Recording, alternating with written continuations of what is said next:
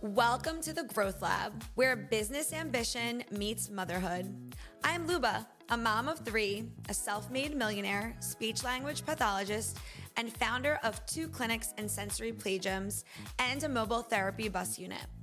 Join me each week as we dive into what it takes to grow successful business, balance family, and create real impact. I'll share my hard-won insights and bring on inspiring entrepreneurs with stories you won't want to miss. Let's turn dreams into action, build with purpose, and thrive on our own terms. Welcome to the Growth Lab. Let's build, scale, and thrive together. Let's get this party started. Today's guest is one of those rare people who's mastered not just one lane, but several. She's using them all to lift others higher. Mattie Murrey Tiggles. Yes. She's a speech-language pathologist, CPC, CLSC, and she's going to tell us what all of those alphabetical letters mean. She has spent over 25 years as a medical speech-language pathologist, helping patients around the world find their voices again. But she didn't stop there. She's also a certified life coach, a successful author, a publisher, helping others bring their books to life, and the host on the hit podcast, The Missing Link for SLPs. What makes Mattie truly special is her gift for connecting people to their next chapter, whether that's starting a business, writing a book, or finding the courage to take a career change. She's walked the walk and talked the talk. She knows how to help others see possibilities where they didn't think they were possible. So whether you're an SLP, an entrepreneur, or just someone looking to finally put your big idea into action, you're about to hear great strategies, inspiration, and real talk from someone who's been there, and she's here today to help you get there. Welcome, Mattie, to the Growth Lab podcast. Ooh, happy to be here. Thanks for having me on. You're awesome. I got the wonderful opportunity to hear you speak live at a recent conference that I attended, and you truly are motivational. You shared life experience, stories, where you've been, where you're going, what you're doing, and I was definitely moved by you. So that is why I wanted to bring you on, and in hopes that we can become great friends too. I think we share a lot of insight despite differences in life, but a lot of insight together in our own areas. And I'm glad to have you here today to share it with others.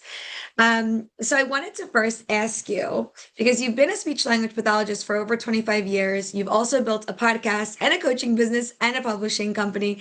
What was that moment where you realized you really could merge all of your passions into one career? Excellent question. I think it was the moment when I was transitioning out of the really busy hustle of having my own private practice clinic and deciding where I was going to go next.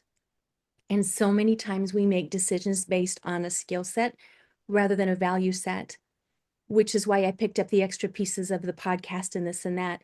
The aha moment came for me when I transitioned into these are my values, and these are where my values are dictating where I go.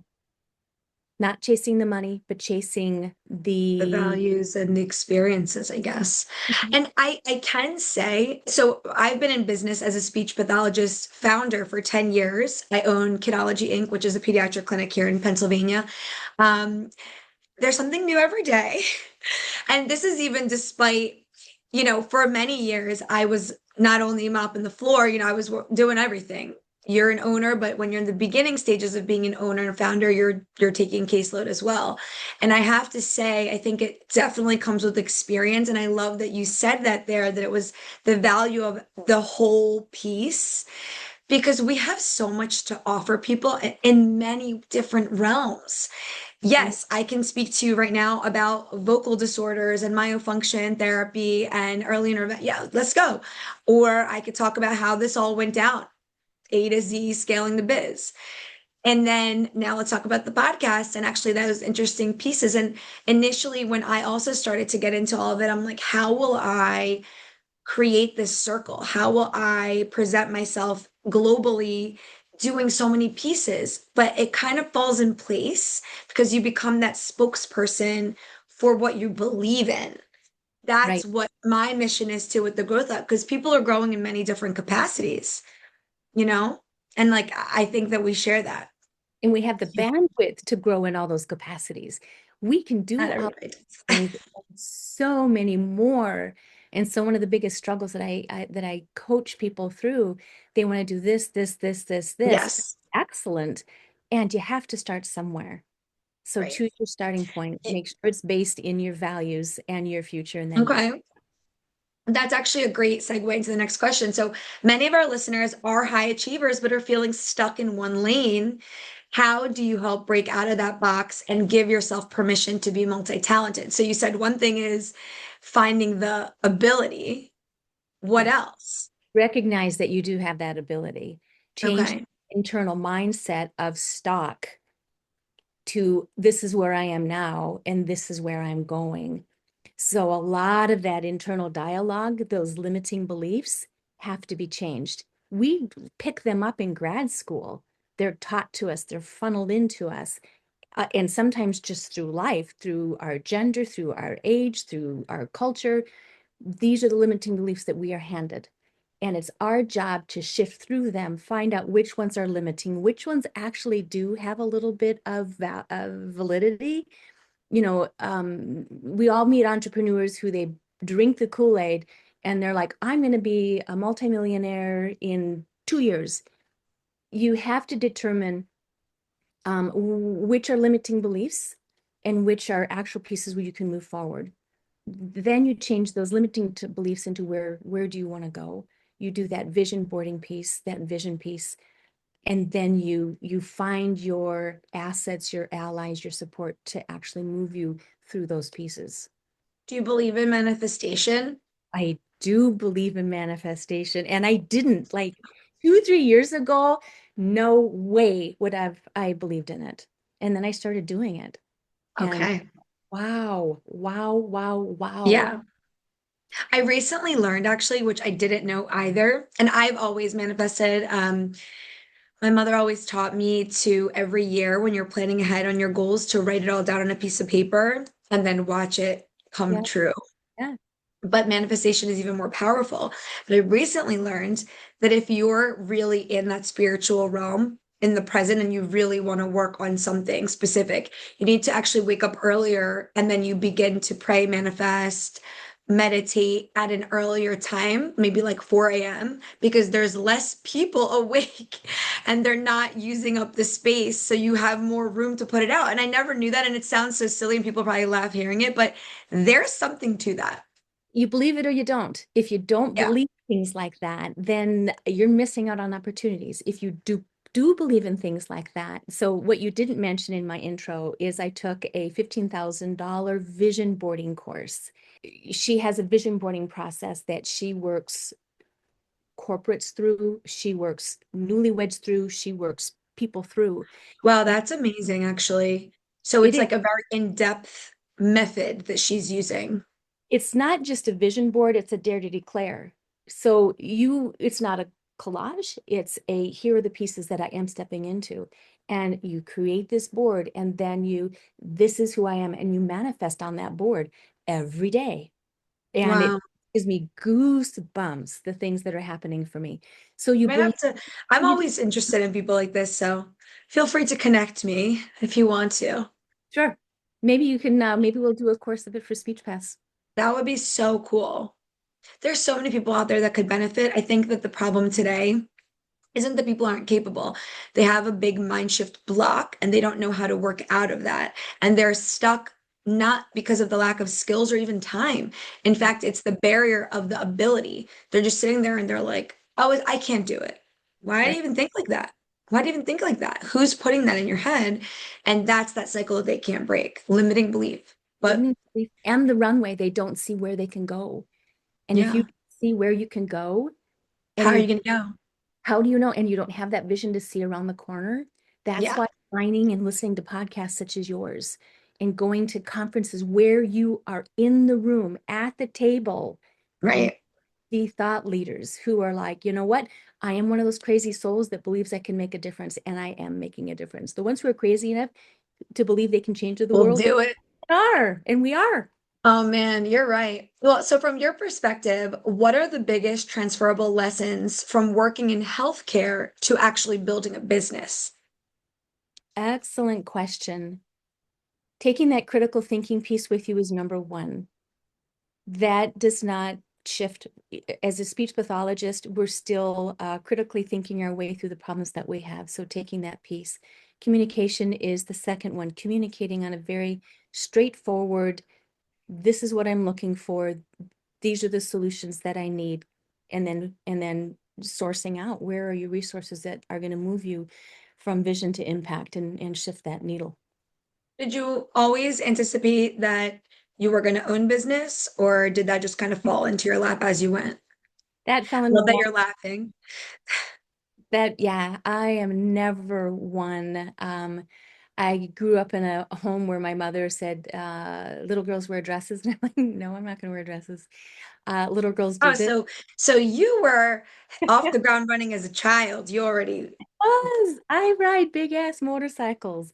I that's right. break the rules, not because I'm rebellious, but simply because I can. Simply because I can, because nobody is going to limit. And if you underestimate me, that's your problem, not mine. And so Okay. it's shifting, it's really shifting those limiting beliefs, finding your next goals. You know, if you play hopscotch, what's the next square you're going to jump to? Where's your rock at the end that you're going to pick up? And then when you turn around and begin your journey home, which is where I am at, because I'm in my later years, I've had a fantastic career. Yeah, I'm looking at my back road now, and it's a great place to be. that's really special. And I think there's a sense of peace and calm where you're what you're saying, and I like that a lot. Mhm. Wow. Okay. I've done that. I don't have anything to prove to anybody, and it's nice. Okay. I know that you started a publishing house, and I wanted to ask you because you've written multiple books and you now help others publish theirs. Why do you believe everyone has at least one book inside of them? I started a ghostwriting company, and I know a lot of good publishers. I developed a writing company because I've always been a writer. So, when you say, what are some of the challenges? People don't listen to the inner voice and the inner skill set that they have. I was always one of those kids. And then my writing went on and got recognized by some incredible, like an Oscar qualified producer and an Emmy nominated journalist. And still, that wasn't enough for me to say, no, I'm not going to do that. When I stepped into the world of ghostwriting, it was me stepping into a world of I'm going to listen to myself and do what I want to do. These are my values. And when people hear I'm a ghostwriter, I get two responses. One is I love to read books. I know they don't have a story that they want to write. The other response I get is, oh, I've always thought about writing a book, or, I've had this idea. And I don't care if you pay me, I don't care if you just journal it down, just that writing is the way of your soul processing, healing, learning, growing, and you need to write. I definitely said something like that when I met you. Like, I want to read a book. I That said something, and I have a couple potential children's books in my pocket, which I've never put out. And I have, the grief story of losing my mom in like the midst of the craziest time in my life, and then growing from that period. And I feel like when you have this in your heart and you have the potential that you can share it as a story with somebody because it'll help them, it should be there, you know? should be there. And you were talking about vibes earlier. Yeah. When you create, when you write, they often talk about being in the writer's flow. You're Okay. you're in the flow and you're pulling in, it's like everything the universe is sending you. It's like when you're in a therapy room with a little kiddo, right? And you're trying to figure out how to get that R solid, right? In all the different ways they can produce an R, right? What is the way? So you're watching everything about that kiddo just to give you insights. And it's the same with writing a book. You're pulling in everything. It's not just once upon a time. There's so much more dimension to a well-written book. Our tagline is friends don't let friends write bad books, because we've picked up too many books. I've picked up too many books where I've bought it and I'm like, oh, blanket and hot cup of chocolate. And it's methodical, Oh, not magical. And so right. it's tapping in. So yeah, if you have children's books you want to write, write them, write them, write them, write them. Yeah. I coming soon. Dot dot dot. Soon, dot, dot, dot. What's the process for helping someone go from I have an idea to actually holding the published book in their hands? Oh, this is my favorite part. It's so fun because this is when clients turn into authors because many of them Yeah. come and they say like, "Well, I'm not an author. I don't know how to write a book." At that point, they're clients. Um, so the first step that we have is we have a five-step proven process. The first step is researching your book. So, for example, if you're writing your children's books, Mhm. you're going to go and do a lot of research or guide you to do research because we have the full ghostwriting, the coaching or the do-it-yourself program. Whatever it is, it's the same five steps. Go research. Are there other children's books out there in that genre? Other children's books out there that look like yours, and look at their reviews. Look where they're published, look where they're landing, look at all that social media. Then find out what the reviews are saying, and then develop your elevator pitch. I'm writing a children's book about Tommy the tortoise and how he learned to shift out of being stuck with his legs in into moving into turtle races and winning all the turtle races in Turtletown. That was pulled from my summertime events with my kids, right? Yeah. It's my elevator pitch. Step number two is outlining your book. And the book, many times people are like, I'm going to write a book for me. This is my story. There's a shift with clients, again, in the name shift from clients to authors, where they realize that the book they're writing isn't for them. It's for the child that's going to pick it up. It's for the parent who's grieving and needs to explain where grandma went. It's Oh, the person who's you're reading. connecting and touching to move someone else with Yes, your wisdom. yes, How's that? excellent. Step three is writing the book. Step four Okay. is editing in some way, shape, or form. Now have we have professional editing. Where I find it to be the really a magical moment as well as we introduce it's not professional at all. It's where if we introduce beta readers, it's a part of reading a book where we reach out to, it's a strategic move to reach out to people who are big in our industry, who when we ask them to write an endorsement for us, Okay. do Okay. that. So there's an approach to the beta readers and we work them through the beta reader process. And then the fifth step is introducing you to a publisher that aligns with you. And we have a triangle of trust. The author or the client is the middle. We at the top are the writers. We introduce you to three publishers that you got to find the right vibe with whoever you work with, and then marketing the book. Um, we were So at there's a slew of steps to get from A to Z, but that's so nice to have this guidance. And I liked what you said, client to author. That's actually awesome.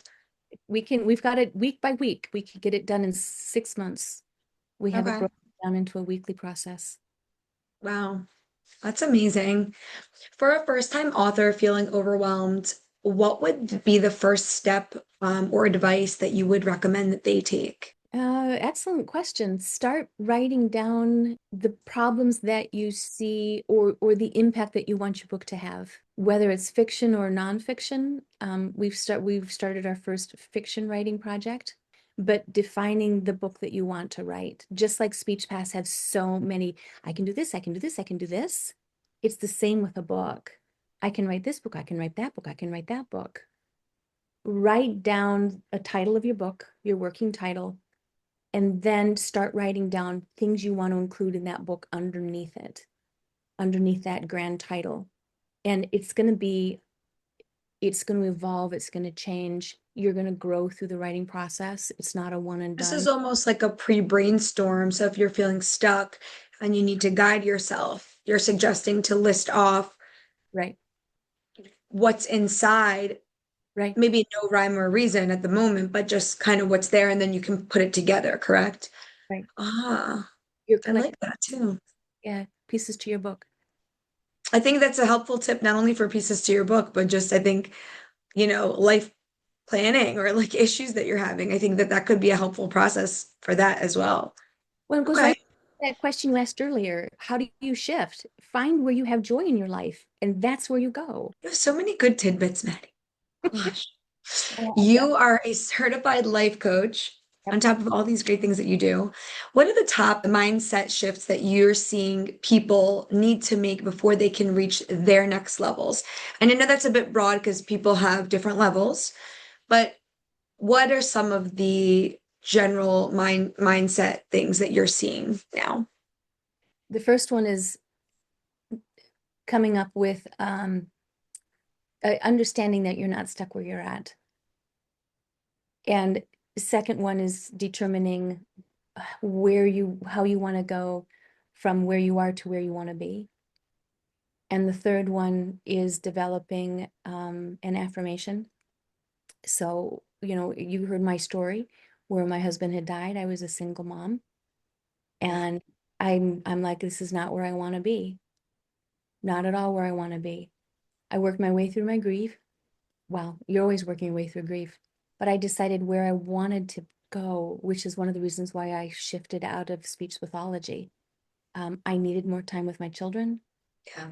And people think, students especially, they're going to enter a career and they're going to make all this money, going to do all these things. Our careers inherently have restrictions to them. And until you can figure out ways around those restrictions and ways around the hurdles, whether it's in our career and in our life, it's recognizing those hurdles as what they are. Some of those are our own beliefs that we put in our way. Some of those are society beliefs. You can't do this because of XYZ. Some of those, it's identifying those hurdles. Where do you want to go?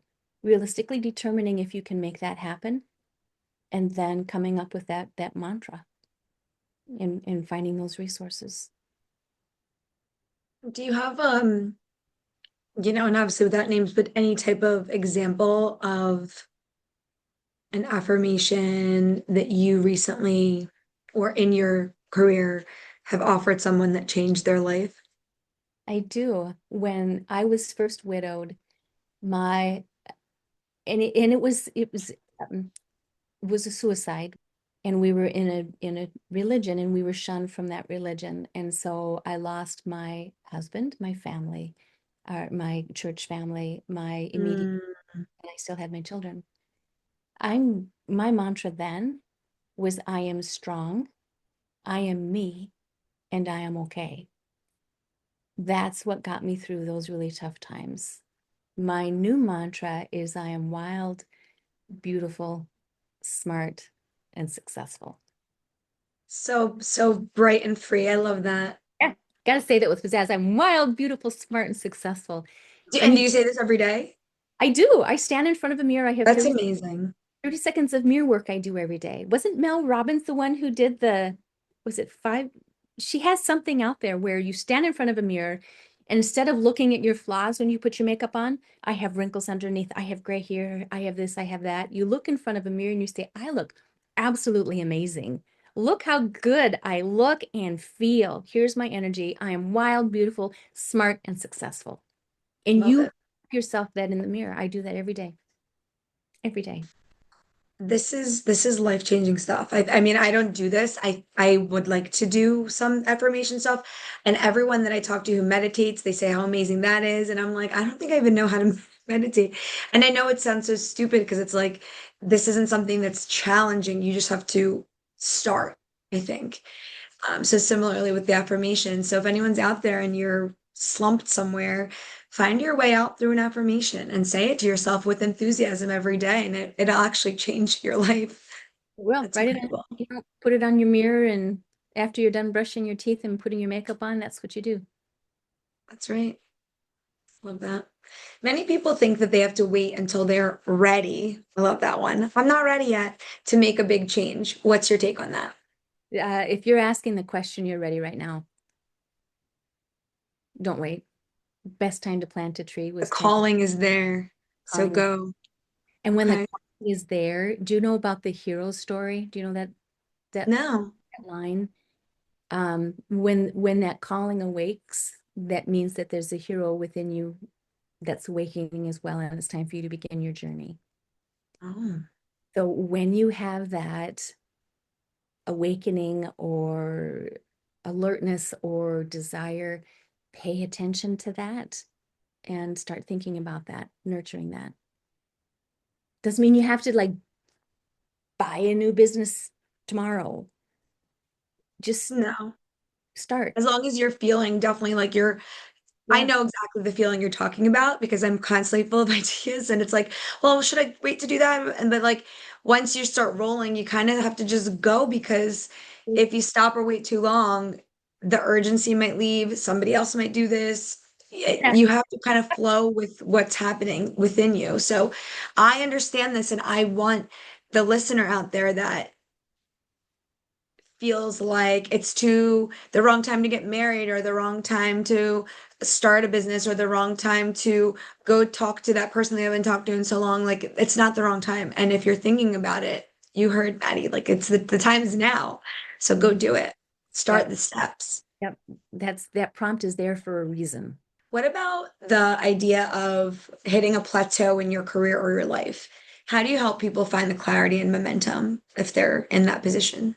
There's a lot of people who hit plateaus in their life. Um, One of the reasons is because they don't see the runway beyond where they're at, or they've reached this magical point where they're like, if I have this money, if I have this house, if I have the 2.5 kids and a husband, then I'll be happy. Understand that happiness is not a destination. Happiness is a journey.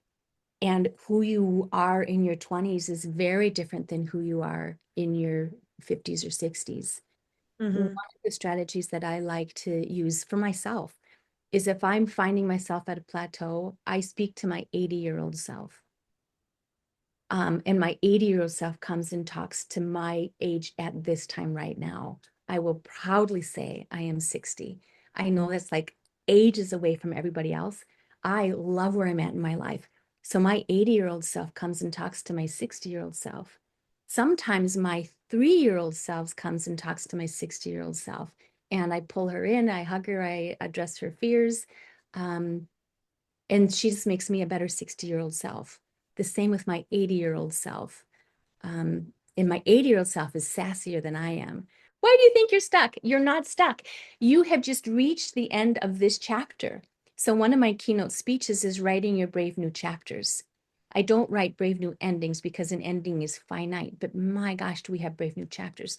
So if you feel like you're in a plateau, life, career, wherever it is, prepare to close that chapter and then open up your next chapter.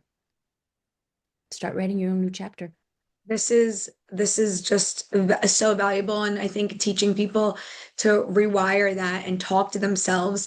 I was recently on a podcast also, and the woman asked me that question. If your 90-year-old self was here today to talk to you, what would they say? How would you feel? Because then you have to really think about, okay, what am I going to accomplish between now and that time so I can talk about those things? And that's where that really big desire comes from. I'm like, what am I going to do in this time that Yes. I can applaud. And I have lots of plans, and I really hope that continuing to talk about them in that light will bring them. And of course, hard work, but that's a beautiful tactic. And I don't think of that a lot. Like I don't think to talk, and it comes up now. It's really popular. If you had a cup of coffee with yourself 15 years ago, what would you say? And then the reverse.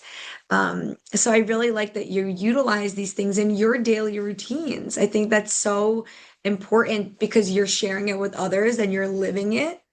I don't even, it's so hard. I don't even know what I would say to that because you start to think, okay, if I talk to myself when I'm older, I'm gonna be like, value this time, you're young, like do this, do that, don't dwell on this, like my hip hurts, whatever. But I don't know. I don't know how it will be. You want another really fun tip? Yeah. Once upon a time, I met with Barbara Corcoran from Shark Tank. I loved her. She intimidated the heck out of me. I know why she's a shark. I love the experience that I have. I loved her energy, loved her vibe. So I came back to ChatGPT to give myself some business coaching. I opened up a ChatGPT Yeah. tab and I said, your role is Barbara from Shark Tank, Barbara Corcoran from Shark Tank. I'm going to ask you some business questions and I want you to answer them business advice wise as if you are the role of Barbara Corcoran. So on my chat GPT, one of my I have a real life business coach. His name is John. But Barbara Corcoran, Your AI version is Barbara's. she's my AI version of Barbara, and I love her. because she's sassier and bolder and non-apologetic like I am, more so than I am. She's who I want to be. So find people who are mentors that you love, adore, value, who have the same vibe and risk tolerance that you do and honesty that you do, that you're looking for, and put them in your chat GPT. It might be Tony Robbins. It might be you. It might you, Luba. It might be somebody who they really admire. And then you say, from a business coaching or from a, career coaching, whatever it is, whatever coaching you're looking for, tap into that vein. God, I love ChatGPT and AI. Too. Do you have a favorite AI tool or like app other than ChatGPT? I do. Notebook LM. What's that? Oh, it's more of a, you can pull anything up into it. It's not a writing tool. It's more of a cognitive thinking tool. You can pull all sorts of things in Oh, wow. and it'll help you process, align, organize. So when we're writing really big, like we do copywriting for a machinist, and he has 60 different content buckets. We use AI to fill those content buckets for him. And it's a thought synthesizer. That was hard Oh, to get. wow. There Thought are so many. I'm fascinated by AI. I think it's incredible. I don't know how we live without it, to be honest with you. You're tapping into thought leadership. What you want to do is tap into thought leadership. You don't want to be with the status quo. You always Yeah, want to be above, whether and that's the same in our careers. for sure. This is a little bit of a shift now to you podcasting and building a platform, and especially great advice for me because I'm newer here. I come from broadcast journalism before I was in speech pathology, actually, and I was able to now intertwine all of this, my love for media, and it went all this time through my business too, promoting myself. It all stems from that broadcast love too. I feel like that's where my marketing abilities come from. But now I'm newer here. I'm just building a following for the Growth Lab podcast. People like it. And it was a dream of mine for a long time. And now we're here. Started from the bottom, now we're here. Started. So I have a couple of questions about that for you because you were able to grow a podcast that has over 30,000 downloads. And for someone who's out there thinking of starting a podcast or who's in early stages of podcast, what is the number one thing you feel like you should be focused on in the beginning? Have fun and Yeah. understand why you're doing it. 30,000 isn't a lot. I did it for a year and a half, and I haven't podcasted for over 2 years, and I still hit number 15, number one podcast in. We'll see. So have fun, invite guests that you really want to hear about Yeah. Yeah. and talk to and connect with. Watch your time for when you're talking, when they're talking. They're the guest. So you should be about 30%, they should be about 70%, Yeah. and have it be a dialogue back and forth. Try For not to sure. over them and dream big. We had people on our podcast reaching out to us that were absolutely huge. They wanted to be on our podcast, and we had fantastic stories. That podcast I can't believe continued. you stopped. Yeah, All good things do come to an end, I guess, but you got your momentum going and then you were able to transition to other things that you love. So that's the more important thing, right? yeah, yeah. What about personally and professionally? How did you feel that the podcast maybe opened doors for you or changed your interaction with people? It added a lot of validation for who I was and where I was going and what I could do. One of the reasons why I'm on stages nowadays is from those podcast episodes. It was a training ground for me to learn how to speak and ask questions straightforward. I learned how to pause. I learned how to turn take. There's so many things that podcast um, improved me in so many ways. And it gave me the confidence to step forward into the next part of my career. So it wasn't a failure because I stopped. It was a success. We still have people reach out from that podcast, and Yeah. that is never going to be gone. It's like the degrees we have, No one's ever going to take our master's degrees or PhDs or doctorates. That podcast will always, be in my history. Can you talk a little bit about racing on sled dogs and hiking mountains and living all over the world? Your life and legacy is very beautiful. And what life experiences outside of your work have shaped your success the most? Wow, that's a phenomenal question. The mindset of this is what I'm going to do and I'm going to go do it and finding that joy. I started racing sled dogs when I was 12 on the lakes of Lake Bemidji, being a handler for other dog sledders. Just hearing that, it makes me afraid. And then you're like, you really live on the edge. Um, Now I have a new appreciation for that because, my husband died 15 years ago. So Yeah, everything I have is a gift. Um, absolutely. nothing's a given.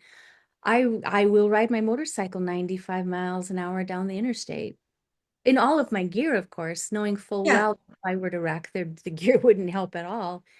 But what is life for if not for living?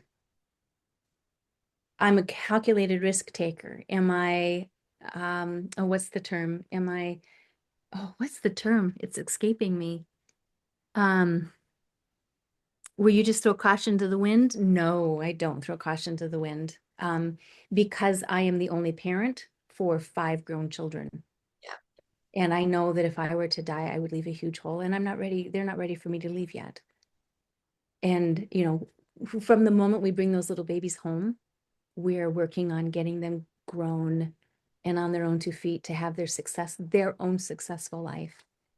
So be a calculated risk taker. Do not be shy of your dreams. If you want to race sled dogs, if you want to climb mountains, do it. Do it. If you want to open your own private practice, but do it smartly, do it strategically, do it in communities where they tell you the truth. Something that always bothered me for a long time, the children's story, The Emperor's New Clothing. hmm There's so much of that in the marketing world and in the coaching world. People promise, promise, promise, and you pay. That's the yeah, reason why I'm 100% referral for my writing services. And that's the reason why we picked up a fiction book, because she's like, I know the company reputation your company has. We only want to work with you for the book because of the reputation. So we found something to meet her needs. So step into who you want to be, why you want to be doing it, and it just goes back. We only have one life to live. that's right. We have, yeah, our days are gone. So live them fully. Live them fully, Gotta frankly. live them to the fullest. Yeah. In your opinion, what does it mean to create a legacy? A legacy is not for me. It's not my legacy. My legacy lives on, and there's a little children's movie about it where they always remember the dead. Okay. I want my name, my teaching to live on in the lives of my children and my grandchildren. Somebody said that your great grandchildren will likely not even know your name or carry your last name. So life is short. We have a moment to make our impact. I want to die with $0 because my children are fully capable of making their own money. I'll leave them some, of course, because who doesn't love an inheritance? Right. But I want to spend my money, and this is how I build my legacy. My legacy is not for me, it's for my children. They see me bravely acting and making decisions. So something that is nobody knows is I have an eye disease. Well, one of my sons knows, and my husband knows I have an eye disease that causes blindness. Oh, It's wow. my brother's already gone through the treatment for it. There's a treatment for it. If I don't treat it, I will go blind. That was confirmed on Wednesday when I had my eye appointment.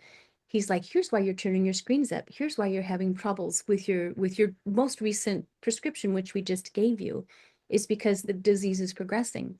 Mm. One child who knows this, no, it's I just have to find, thank goodness for donors. So if you're ever going to be a donor or not, this is my call. Please be a donor because I'm going to rely on a donor. hopefully from the same person, to give me their corneas. And I will go through a bilateral corneal transplant, which is going to be awful because I have to lay flat on my back for 4 days because they Oh put boy. the new corneas in, and then they put little balloons behind the corneas, and they pump the balloons up so the corneas are right in the seat where they need to To heal. they lift it out for you. Yeah, so I only get to stand up 5 minutes an hour for 4 days. That means I'm eating on my back and everything else. My children are watching me go through this. Of course, it's awful. I, but I don't have to go blind. My brother went through the surgery successfully. I have friends and family who's like, anything you need, mom. We're here for you. Watching me as I work my way through this. Have I cried? Yes. Do I want to go through it? No. But life is a huge lesson, and what we can't control, we learn how to accept and be happy. No, I don't agree with that. We don't accept what life hands us at all because we're not victims, but we take what we can control, and that's what we tweak. You're also impeccably strong. I've heard that, and people say, you're so strong. And I was working on a TED talk that I'm just strong enough, because strength Strong is, enough. it's not I'm strong, I'm not strong. Strength is on a continuum. I'm as strong as I need to be Yeah. to get through what I need to get through. And some situations require, a needle that's huge, right? I'm up in the red zone thinking of my throttle and my motorcycle. And sometimes we don't have to be that strong. The littler things in day-to-day life, we don't have to be that Don't strong. require. Yeah. Whoa. So if our listeners today took one small step toward their dreams, whether that's writing a book, launching their next project, pivoting careers, whatever it may be, what advice would you give them? And where could they find you if they wanted to work with you on those things? You know, oh, this just gives me goosebumps. You gave me a list of these questions beforehand. And so I had an answer to that question, and I'm going to change my answer. No, you guys Okay. don't know what the original answer was. My answer now is to do that vision board, because from that vision board, from that vision board trickles everything else. If you see where you want to go and you declare, this is my life, you manifest it, you learn how to set your goals, you learn how to uncover those limiting beliefs, you identify your resources. So the first step, when I coach people, they're often like, most coaches are, what do you want to be doing in 1 year, 5 years, 10 years, 20 years? I work from the back. What do you want to be doing in 30 years? Hmm. To be doing in 2010? What lifestyle do you want? So my advice is start with that vision, and that's going to change. I am certified in vision boarding, and she says people do it every year. It's not a one and done. So Hmm. my advice is to do a vision board. Maybe you and I'll do one together, but do a vision board. Where do you want to go? And put that out into the universe, and then everything else is going to easily lay itself out from there. It's like deciding, I want an Italian meal. Decide you want an Italian meal. If you're hungry, acknowledge that you're hungry, and then decide what menu you want to eat from. If you can clarify you want an Italian menu, well, then here's your spice set, here's your carbs, here's your meats, here's your wines, right? That's really what you're deciding. So to answer the question, That's a really great analogy. what's the most important thing? I Yeah. might agree. It's decide what meal you want to eat. It's Decide decide what what meal you you want want to to eat. eat. Don't sit and complain how hungry you are. Don't sit and complain that there's no food around. Don't sit and complain that you don't have the skill set to cook, because you can get the food. You can You can find learn to cook. cook. You can learn to cook. So decide on the meal that you want. Do that vision board. You can I love find that. me. My favorite website, right? Well, where I'm at now is at my own Ghostwriter. Okay. I have Fresh SLP. I'm hopefully selling that website. But you can find me on Fresh SLP Instagram, and my own Ghostwriter Instagram and website. And LinkedIn is Mattie, Mattie Murrey, Murrey. I carry the name of my first husband. This will all be, it should be below in the show notes too, guys. So if you want to reach her, all that information is listed. Thank you so much for tuning in. As exciting, driven, and wild you are, there's such a sense of calm about you too. So almost like just feel so mellowed out, even though I had such an exciting time chatting with you. Thanks for joining me today on the Growth Lab podcast. You're wonderful. And till we meet again. Thanks.